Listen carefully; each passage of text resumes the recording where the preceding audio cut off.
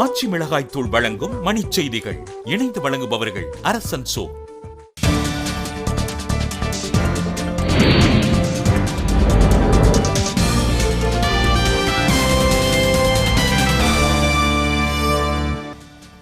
இந்தியாவில் இந்து ஆட்சி நடைபெறுவதாக ராஜ்நாத் சிங் பேசியதை கண்டித்து மக்களவையில் எதிர்க்கட்சிகள் அமளி.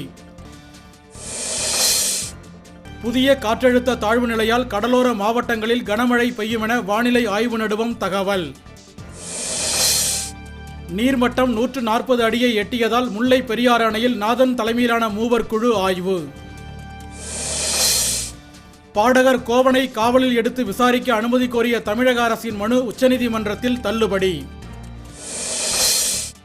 தமிழகத்தில் அரசு நிர்வாகம் முடங்கி கிடப்பதாக மாநில பாஜக தலைவர் தமிழிசை சவுந்தரராஜன் குற்றச்சாட்டு. கோவை அவினாசிலிங்கம் பல்கலைக்கழக வேந்தராக தமிழர் அல்லாதவர் நியமிக்கப்பட்டதை கண்டித்து போராட்டம்.